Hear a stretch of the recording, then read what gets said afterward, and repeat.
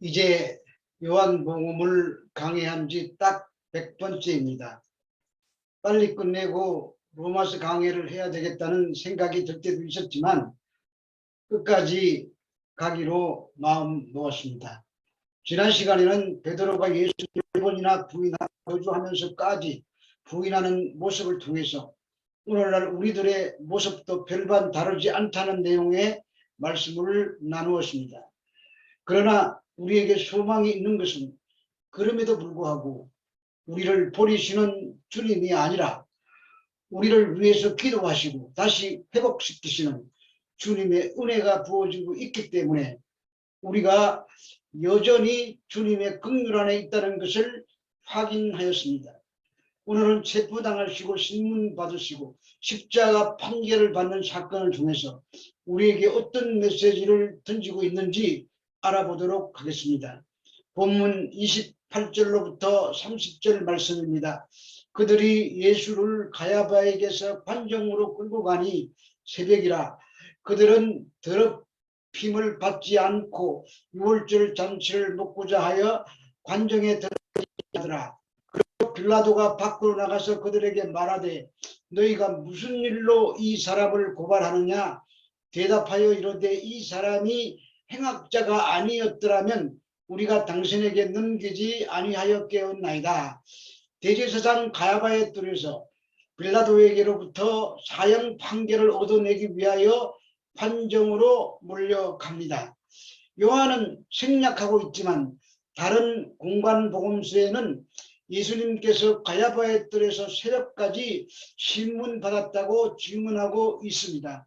거기서 대제사장과 산헤드린은 예수님을 사형 선고에 해당하는 신성 모독죄로 판결을 내립니다. 그러나 로마의 식민지인 이스라엘은 사형 집행권이 없었습니다. 그래서 빌라도의 권한을 이용하려고 빌라도가 있는 관정으로 끌고 가는 것입니다.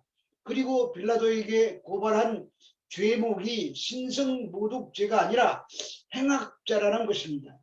행악자란 헬라어로 카코포이오스인데 이 단어는 심성 자체가 악하여 인성이 바르지 못한 자를 가리키는 단어입니다. 로마는 종교적인 문제로 재판권을 행사하지 않았습니다. 그래서 유대인들은 어떻게 해서든지 사형 선고를 이끌어내기 위하여 비종교적인 제목으로 고발한 것입니다. 본문 31절에서 32절 말씀입니다. 빌라도가 이르되 너희가 그를 데려다가 이대로 재판하라.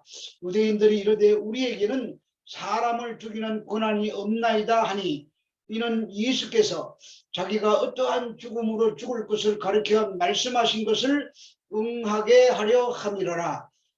그때가 유대인의 명절인 유월절이었습니다. 빌라도는 당시 유대 지도자들과의 사이가 좋지 않았는데 이 명절에 조금이라도 호의를 베풀어서 좋지 않았던 관계를 다시 회복하기를 원했던 것 같습니다. 그래서 너희 법대로 재판하라고 선심 쓰듯이 그들에게 예수를 내어줍니다. 그러나 대제사장들은 비롯한 유대인들은 예수를 십자가에 못 박아 죽이기 위해서는 그렇게 할 수가 없었던 것입니다. 로마의 법은 이방인이 죄를 지어 사형 판결을 받으면 십자가에 매달아 죽이도록 되어 있었습니다. 그것을 잘 아는 대제사장과 유대인들이 로마의 법정에서 어떻게 해서든지 사형 선고를 이끌어내야 했습니다. 그런데 이러한 죽음은 우연이 아니라 성경에 예언된 것이며 예수님께서도 이미 예고하신 것입니다. 마태복음 20장 18절에서 19절 말씀입니다.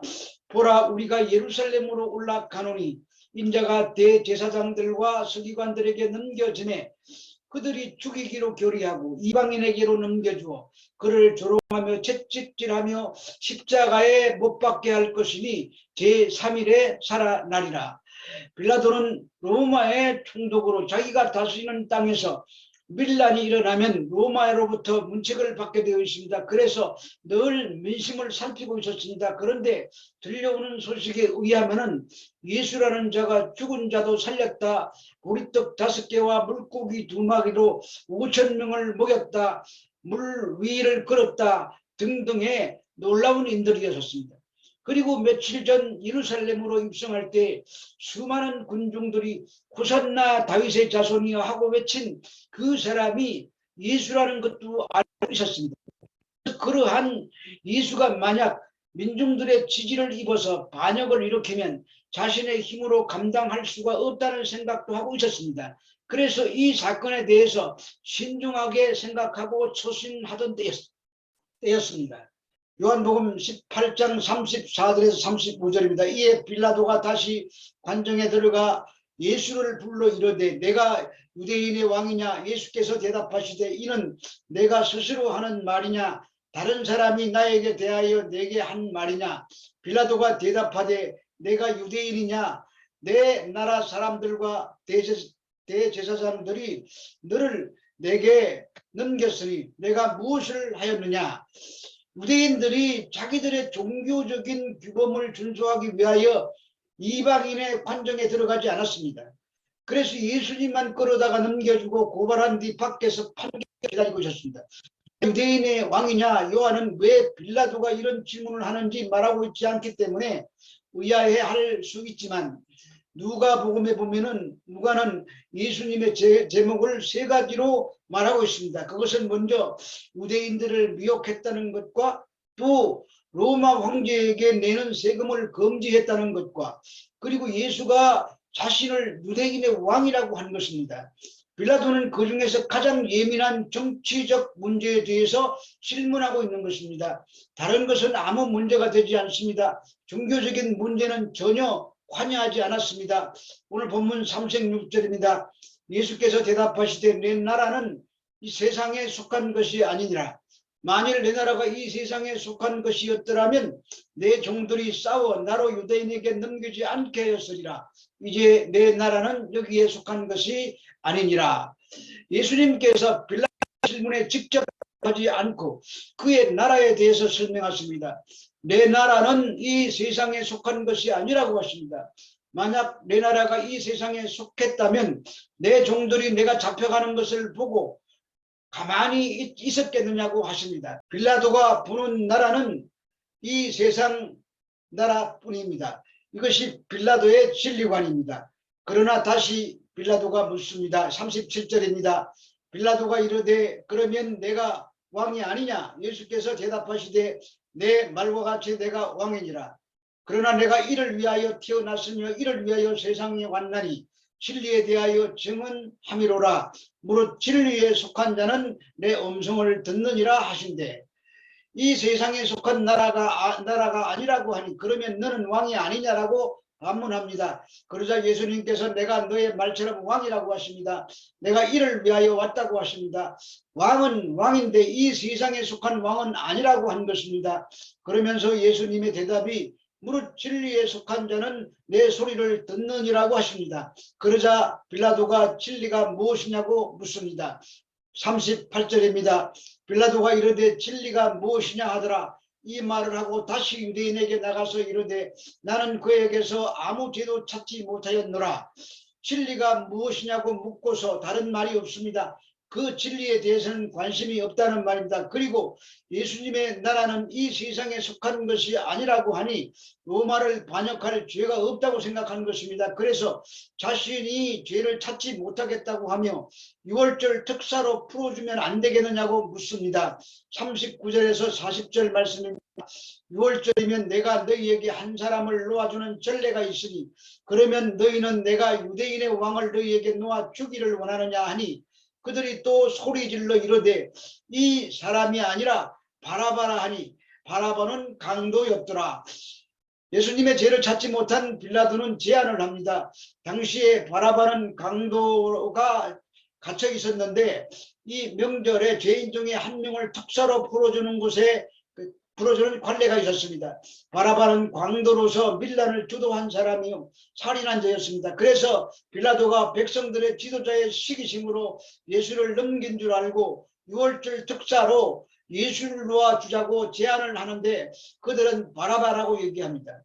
그래서 그 대제사장들과 장로들이 무리를 충동하여 바라바를 석봉하고 예수를 십자가에 못 박으라고 소리 지릅니다.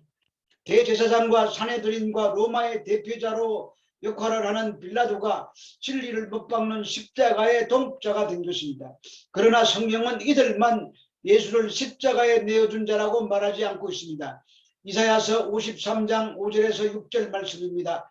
그가 찔림은 우리의 허물 때문이요 그가 상함은 우리의 죄악 때문이라. 그가 징계를 받음으로 우리가 평화를 누리고 그가 채찍에 맞음으로 우리는 나음을 받았도다. 우리는 다 양 같아서 그릇 행하여 각기 제 길로 갔거늘 여호와께서는 우리 무리의 죄악을 그에게 담당시키셨도다.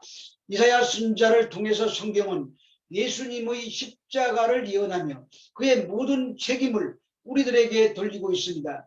내가 예수를 십자가에 내어준 자라는 말입니다.